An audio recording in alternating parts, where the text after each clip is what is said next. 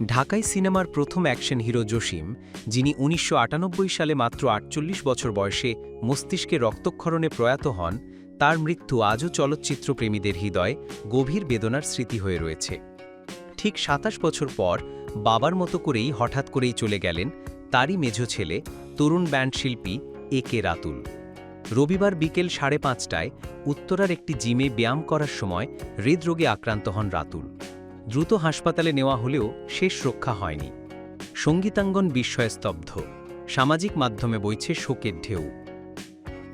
রাতুল ছিলেন ওন্ড ব্যান্ডের প্রাণ, ভোকালিস্ট, বেজিস্ট এবং সাউন্ড ইঞ্জিনিয়ার হিসেবে।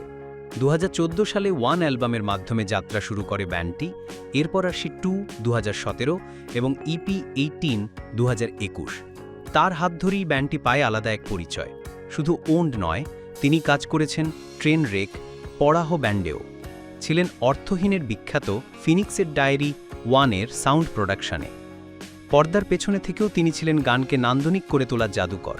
তার শ্রেষ্ঠ সঙ্গীত ছুঁয়ে গেছে অগণিত হৃদয়। রাতুলের মৃত্যুতে সঙ্গীতাঙ্গন যেন বাকরুদ্ধ। শিল্পী আলিফ আলাউদ্দিন বললেন, তিনি আমাদের সাউন্ড ইন্ডাস্ট্রির এক উজ্জ্বল নাম ছিলেন। একটি হৃদয় কতজনকে বিদায় দেবে? শিল্পী ঐশী লিখেছেন, রাতুল আমার দেখা অন্যতম বিনয়ী শিল্পী। বিশ্বাসই হচ্ছে না তিনি আর নেই। সবচেয়ে হৃদয় বিদারক চিত্র ছিল সোমবার সকাল, বনানী কবরস্থানে বাবার পাশে সমাহিত হলেন ছেলে। চিত্রনায়ক জসিমের কবরে এখন চিরনিদ্রায় শায়িত তারই সন্তান। ছোট ভাই একে স্বামী লিখেছেন, আমি মাত্রই ছোট ভাইটাকে কবর দিয়ে এলাম। বড় ভাই একে রাহুল শেয়ার করেছেন এক পুরনো ছবি, যেখানে শিশু রাতুল বাবার কোলে। ক্যাপশন, একসঙ্গে থেকো। একসঙ্গে 2 প্রজন্ম, 2 শিল্পীর না ফেরার গল্প। একজন ছিলেন পর্দার নায়ক, অন্যজন সুরের কারিগর, কিন্তু তাদের কর্ম ও ভালোবাসা আজীবন বেঁচে থাকবে অগণিত ভক্ত শ্রোতার হৃদয়ে।